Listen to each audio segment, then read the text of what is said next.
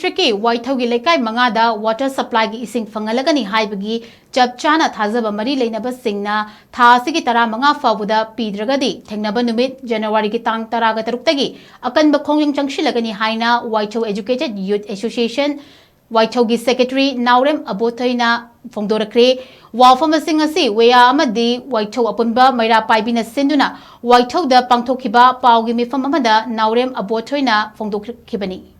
Mahakna hai Manipur lenga ki Public Health Engineering Department ki makhada Waithou pata leiriba augmentation water supply scheme asi sem saba heklotion kiba matung mathau tauba hauduna atop khun amadi Leikai kayada ising pirabasu Waithou gi Leikai mangagi miyamda ngasi fauba ising amata phangandaba haibasi yamna thamoi shokna nungaite ising fangdana leirakliba asigi matangda Waithou gi miyamna mifam phamduna warip kayamarum lauraba matungda haukiba December gi tang 9 da Governor amadi Chief Secretary yauna mari LEINABA singda memorandum pishinduna Waithou gi miyam da tha makhai amagi manungda ising fanghanbinaba wakatpa laikhre adubu mari LEINABA kanagumba amatna tha ising pinanabagi thorang paikhalaktabana December tang kunga mari so lonshan khibagi khongjang junction khibani so lonshilaba matungda wari sananaba hairakpadagi apahanba oina PHED Thoubal gi EE yauna agenda kaya wari sanakhi adubu waroshin purakpa ngamdabadagi tha asigi tareta local MLA Kaisham Megachandra DC Thoubal hena kamai IAS amadi PHED department gi chief engineer yauna faminaba depnakhi adubu laibak thibadi noma watlingaida DC Thoubal gi transfer order tholakpadagi faminabagi matam laikhide Waroshin purakpa ngamdana leiringai charak asida ngarang show thugaiduna ising chingkhatpa hauramba yamna hakchinna lawi karigumba lakliba thasigi 15 FAOBDA manungda Leikai manga asida ising piragani haibagi chap chaba THAJBA pidrabadi Waithou praja miyamna hena kanba khongjang changshillakani karigumba waroshin purakchringaida kanagumbana athingba asigi mayokta thabak tawramlabadi maduda tholakpa afafatagi tekchak khudimak masa masana pujagadabani haiki Paugi mifamaduda saruk yakiba mutum amumachana hai thasigi 15 FAOBDA Eshing Fanghallagani Haibagi Chap Chaba THAJBA pidrabadi THANGNABA NUMIT tagi Waithou pata water supply ga mari LEINABA potsak amata thamloi haina khun mangagi miyamna amata oina warip laure haiki Laiba tarik 15 buki manungda Waithou lakai mangana ising pambachigi pamibachigi THAJBA ama pidragadi Waithou water supply ga mari LEINABA karigumba amata Waithou pata leihanloi uthaigani Waithou pata sariba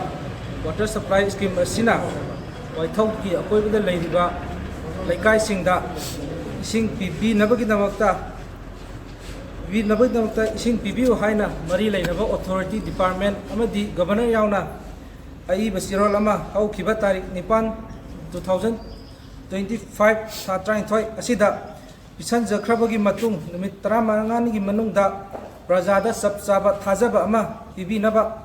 haijaba asida tabidabadagi haukiba tarik 13 Satrainthoi 2025 asidagi hauna Waithou water supply asi solo sin jakibani adubu solo sin jakrabagi matung ahanba oina wari sanasi haina hairakpadagi Department ASIGI Executive Engineer yauna famina duna agenda kayada khana nenaki masida waroisin purokpa ngamdabadagi ani super round gi oina haukhiba tang 8 tha ama 2026 asigi ayuk pung 11 taba matamda Chief Engineer ACT gi amadi Deputy Commissioner Thoubal amadi local MLA yauna waroisin ama puroknabagi damak famina naba matam thabiraki adubu laibak thibadi haminagadaba nongma walingai haukiba tang 3 tha ama 2026 asida Deputy Commissioner Thoubal asi transfer order tholaki masina maram oiraga warisi propangamdana leiringai sarak asida department na so thugaiduna ising thana bidamakta tawliba tharang asi yamna laibak thibani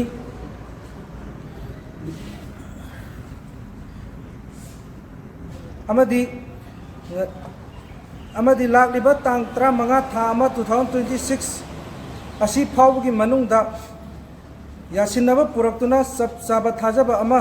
pigadabani karigumba ngamdaba tarabadi THANGNABA NUMIT tagi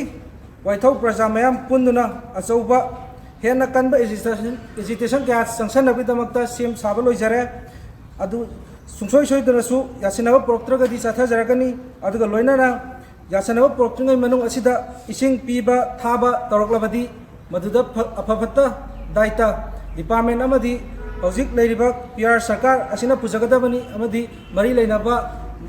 Ishing Thaba Piba Toramida Sienari Bamuation at the Masana Puzagadabani.